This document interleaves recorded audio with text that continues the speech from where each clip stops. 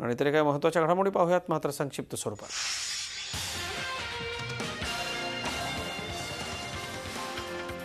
मोठ्या प्रतीक्षेनंतर अखेर गुढीपाडव्याच्या मुहूर्तावर औरंगाबादमध्ये पासपोर्ट कार्यालयाचं उद्घाटन झालं। अनेक दिवसांपासून औरंगाबादमध्ये पासपोर्ट कार्यालय सुरू करण्याची मागणी होती। अखेर या मागणीला परराष्ट्र मंत्री सुषमा स्वराज यांनी होकार देत पासपोर्ट कार्यालय सुरू करण्याचे आदेश दिले। त्यानुसार आजपासून मराठवाड्याकरता पासपोर्ट कार्यालय सुरू झाले। खासदार चंद्रकांत खैरे, रावसाहेब दानवे आणि विधानसभा अध्यक्ष हरिभाऊ बागडेंच्या हस्ते या कार्यालयाचं उद्घाटन करण्यात आलं।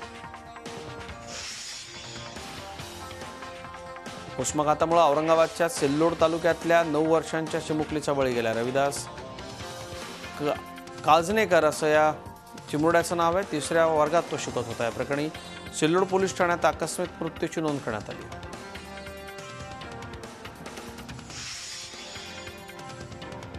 चैत्र पाडव्याला आज सर्वत्र गुढी उभारली जात असताना आनंदोत्सव साजरा केला जातोय। मात्र नगर जिल्ह्यातल्या संगमनेर तालुक्यातल्या अकलापूर इथल्या दत्त मंदिरात चोरी गेलेल्या सोन्याच्या कळसाचा अजूनही तपास लागला नाही। या गावात त्यामुळे आज कुणीही गुढी उभारली नाही। गावात उत्सव साजरा करण्याऐवजी निषेधाचे फलक झळकवत चोरीचा तपास करण्याची मागणी गावकऱ्यांनी लावून धरली।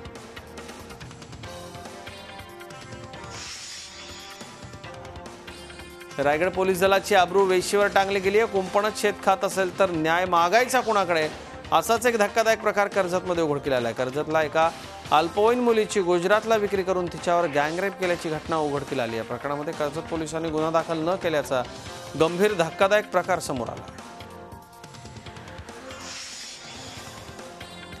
लातूर जिल्ह्याच्या निलंगा तालुक्यामधल्या केळगाव इथं दगडाने ठेचून दोघांची हत्या करण्यात आली। पतीनेच पत्नी आणि मुलीची हत्या केली। या प्रकरणी निलंगा पोलीस ठाण्यामध्ये गुन्हा दाखल करण्यात आला असून पोलीस आरोपी हरेबा रायबा सूर्यवंशी याचा कसून शोध घेत आहेत।